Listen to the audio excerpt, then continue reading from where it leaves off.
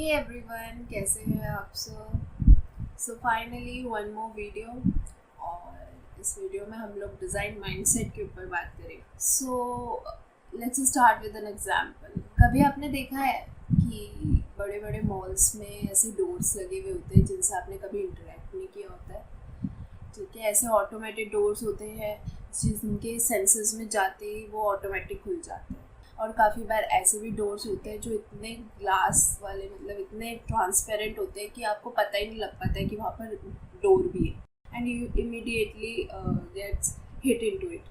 ऐसे डोर्स होते हैं जिसमें आपको मतलब कुछ इंस्ट्रक्शंस नहीं होते कि we need to push it और पुल इट। आप मतलब वहाँ पर जैसे नीचे अब टैग लगने लग गया पुश या पुल का, बट काफ़ी बार ऐसा होता है कि वो पुश या पुल नहीं लिखा हुआ होता है और हमको खुद से ही, मतलब जो भी हमारे इंस्टिंक्ट्स आ रहे हैं उससे हमको पुश या पुल करना होता है। But we mostly do the wrong thing. If we have to push it, we pull it, and if we have to pull it, we push it.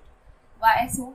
काफ़ी बार ऐसा भी होता है, जैसे आपने देखा होगा कि फैंसी वॉशरूम्स में ना टैप एंड शावर का जो कंट्रोल होता है वो एक ही होता है। शावर का रोटेशन है वो राइट हैंड साइड घूमता है और जो टैप का रोटेशन है वो लेफ्ट हैंड साइड घूमता है, जबकि टैप को राइट हैंड साइड होना चाहिए था, क्योंकि tap is something which we use mostly. Shower तो मे बी सिर्फ हम लोग बाथिंग के लिए यूज़ करेंगे, बट जो टैप है वो मे बी हम रेंडमली कभी भी यूज़ कर सकते हैं। As a human mind, as a human psychology, हम लोग कोई चीज़ अगर रोटेशन के लिए दी है तो रोटेट हम उसको पहले राइट हैंड साइड में ही करेंगे, क्लॉकवाइज ही करेंगे, not anti clockwise. So why is this? And all of these type of things when we do, तो हम क्या बोलते हैं, अरे यार गलती से हो गया, और हम इस बात को यही बोल के ख़त्म कर देते हैं। But actually it's not your गलती यार, it's the mistake in design. So ऐसी काफ़ी चीज़ें हैं जिनको हम बहुत ज़्यादा नेगलेक्ट कर देते हैं, जो कि बहुत एक ह्यूमन साइकोलॉजी के अकॉर्डिंग बनाई जानी चाहिए थी, लेकिन वो बनाई नहीं जाती है।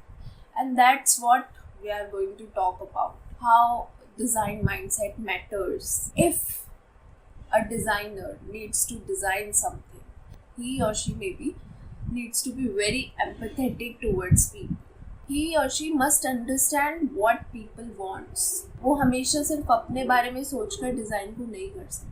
उसको जो प्रॉब्लम लग रही है मे बी वो लोगों के लिए प्रॉब्लम ना हो, और उसको जो सोल्यूशन लग रहा है मे बी वो लोगों के अकॉर्डिंग ना हो। ठीक है, लोग उसके साथ कनेक्ट ना कर पाए, जो कि बहुत गलत है। हम इस बात को बहुत इग्नोर कर देते हैं, but it is really important to understand design first of all, to find out where are the things wrong.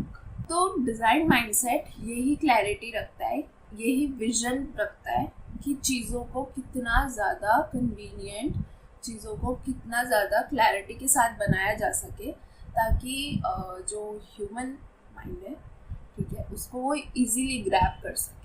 ऐसा माइंडसेट ज़रूरी नहीं कि सिर्फ डिज़ाइनर्स ही रखें, ऐसा माइंडसेट कॉमन पीपल भी रख सकते हैं जो लोग डिज़ाइन फील्ड से बिलोंग नहीं करते हैं। इससे it might help you to find out things where they are wrong, where they are lacking, ठीक है, and they can improve finding solutions. So now it's really important, और इस टॉपिक को maybe we can continue further, क्योंकि इसमें बहुत कुछ है।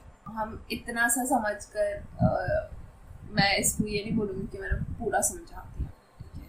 इसमें बहुत सारी चीज़ें हैं जो जानने की है, समझने की है, क्योंकि आजकल बहुत इम्पॉर्टेंट हो गया है ना चीज़ों को इस पर्सपेक्टिव से देखना। तो I feel you should read, you should understand.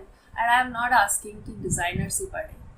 Normal people also can read, find out where things are lacking, where you are lacking, and you can improve. You can find the rational problem. जो actual problem है वही उसका solution है। ये नहीं कि problem कुछ और थी, solution किसी और बात का निकाल लिया।